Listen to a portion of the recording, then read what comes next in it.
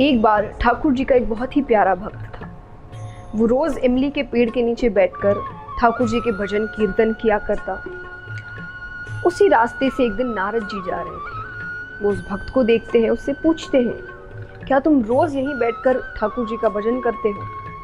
भक्त ने कहा, हाँ, पिछले 30 सालों से मैं ऐसा ही कर रहा हूँ। नारद जी बड़े प्रसन्न हुए।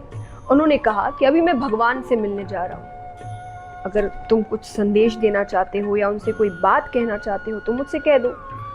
भक्त ने कहा, बस एक प्रश्न है मेरा कि मुझे भगवान दर्शन कब देंगे? नारद जी ने कहा, ठीक है। वो भगवान के पास जाते हैं, भगवान से प्रश्न पूछते हैं। भगवान ने कहा, उस इमली के पेड़ में जितने पत्ते हैं मैं उतने ही वर्षों बाद उस भक्त को दर्शन दूंगा। नारद जी बड़े उदास हो जाते हैं, नीचे आते हैं। भक्त ने पूछा कि आपने मेरा प्रश्न पूछा क्या? नारद जी ने कहा, छोड़ो वो बात, कभी और करेंगे। अरे, भक्त कहते, ऐसे कैसे छोड़ो? मैंने भगवान से वो प्रश्न किया है, मुझे उसका उत्तर चाहिए। नारद जी ने कहा, तुम उदास हो जाओगे। बोले, नहीं, मैं उदास नहीं हूँ, आप मुझे उत्तर बताइए। नारद जी ने कहा कि भगवान ने कहा है कि इस इमली के पेड़ में जितने पत्ते हैं मैं उतने ही वर्षों बाद तुमसे मिलने आऊंगा। भक्त वापस पूछता है, भगवान ने ये बात खुद कही है? नारद जी ने कहा, अपने मुख से कही है। बोले, हाँ। बोले, मुझसे मिलने के लिए भगवान ने ये उत्तर दिया है? नारद जी ने कहा, हाँ भाई, भगवान ने ये कहा है। ये सुनने के बाद वो जोर नाचने लगता है, इतना मग्न हो जाता है, नृत्य करने लगता है, भजन गाने लगता है। ऐसा करते करते अचानक वहां पर भगवान प्रकट हो जाते हैं उसे दर्शन देने के लिए। नारद जी को बात अच्छी नहीं लगती। नारद जी ने भगवान से कहा कि आपने तो कहा था कि इस पेड़ में जितने पत्ते हैं आप उतने वर्षों बाद इसे दर्शन देने आएंगे। अरे, जब इतनी जल्दी ही दर्शन देना था तो मुझे क्यों झूठा बनाया? मुझसे क्यों झूठी बात कहलवाई?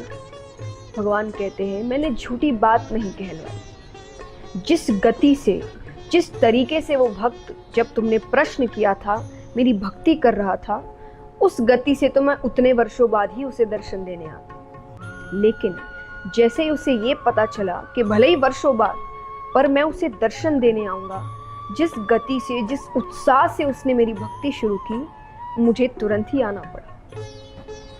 इस कहानी की सीख क्या है कि अगर हम ये सोचते हुए कि जितने वर्ष चलते जा रहे हैं तो हल्की फुल्की मेहनत करते रहते हैं जीवन में, जब मिलना होगा तब मिल जाएगा, तो उस प्रकार से आपको काफ़ी समय लगता है। पर अगर आप उन्नति चाहते हैं, सफलता चाहते हैं, तो आपको उस प्रकार की कड़ी मेहनत, उस प्रकार की दृढ़ता, उस प्रकार का उत्साह अपने कार्य में करना होगा। और तभी जिस प्रकार भगवान कुछ मिनटों में ही उसे दर्शन देने आते हैं, बहुत जल्द आपको सफलता प्राप्त होगी। तो मेहनत करिए, पर इस प्रकार करिए कि मानो भगवान आपको जल्द दर्शन देने वाले हैं। उतने ही उत्साह, उतनी ही खुशी और उतने ही दृढ़ता के साथ करिए।